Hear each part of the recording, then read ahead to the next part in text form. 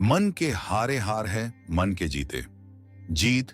हिरण के दौड़ने की क्षमता करीब 90 किलोमीटर प्रति घंटा है, वहीं बाघ के दौड़ने की रफ्तार करीब 60 किलोमीटर प्रति घंटा की होती है। लेकिन फिर भी बाघ हर बार हिरण का शिकार कर लेता है। जानते हैं क्यों? हिरण के मन में डर होता है कि वह बाघ से जीत नहीं पाएगा, और इसी डर की वजह से वह बार बार रुककर पीछे मुड़ कर देखता है। हिरण के मन का डर उसकी रफ्तार को कम कर देता है और बाघ उसका शिकार कर लेता है।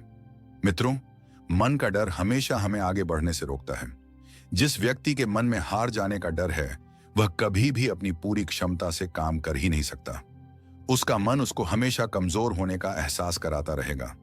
आप चाहें किसी भी फील्ड में हों और आप चाहें कोई भी कार्य कर रहे हों, आपको अपने मन को जीतना बहुत जरूरी है।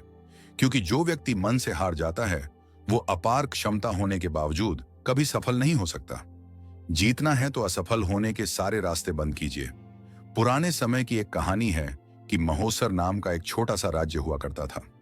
एक दिन गुप्तचरों ने राजा को सूचना दी कि पड़ढोसी राज्य हम पर हमला करने वाला है।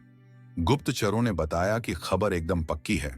सिर्फ कुछ चंद दिनों के भीतर ही पड़ढोसी राज्य अपनी विशाल सेना के साथ हम पर हमला कर देगा और उनकी बड़ी सेना के आगे हमारा टिक पाना बेहद कठिन है। राजा बेहद चिंतित हो गया। उसने तुरंत सभा बुलाई और सभी लोगों से सलाह मांगी कि अब हम लोगों का मरना तय है। अगर किसी व्यक्ति के पास कोई सुझाव है तो वह अपना सुझाव हमारे साथ साझा कर सकता है। राजा के चतुर मंत्री ने कहा, राजन, अब जब जान पर बन ही आई है तो इसका एकमात्र उपाय है कि हमें आज ही पड़ढोसी राज्य पर हमला कर देना चाहिए। राजा बोला, मंत्री जी, हमारी सेना बहुत छोटी है, हम उनका मुकाबला कैसे कर पाएंगे? मंत्री बोला, राजन, पड़ढोसी राज्य की अभी युद्ध की तैयारी नहीं है।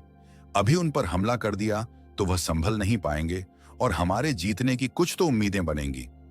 ऐसे भी अगर हमने हमला नहीं किया तो हमारा विनाश तो तय है ही, क्योंकि कुछ दिनों में पड़ढोसी राज्य हम पर कूच करने ही वाला है। राजा को बात जंच गई। उसने तुरंत अपनी सेना को तैयार होने का आदेश दिया और राज्य के नागरिक भी सेना के साथ जुट कर युद्ध करने चल दिए। पड़ढोसी राज्य में जाने से पहले एक सेना को विशाल नदी के ऊपर बना एक पुल पार करना था। जैसे ही सेना पुल पार करके पड़ढोसी राज्य में घुसी तो राजा ने उस पुल को आग लगवा दी और सेना को बोल दिया कि अब हमारे पास वापस जाने का कोई रास्ता नहीं है। या तो हमें विजय प्राप्त करनी है या फिर यहीं मरकर प्राण त्याग देने हैं। सभी सैनिक अपनी पूरी क्षमता के साथ लड़े और पड़ढोसी राज्य की बढ़ती सेना को भी मात दे दी। मित्रों, जैसे राजा ने अपनी सेना की असफलता के सभी रास्ते बंद किए थे, ठीक वैसे ही आपको भी अपनी असफलता के सभी रास्ते बंद करने होंगे।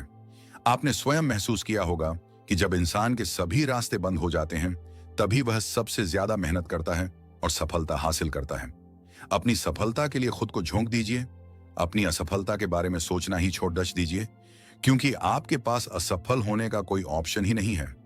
खुद को असफल होने का कोई ऑप्शन ही मत दो। डरो नहीं, कोई भी समस्या आपकी क्षमता से बढ़ती नहीं है। झुक जाइए, सफलता आपकी राह देख रही है।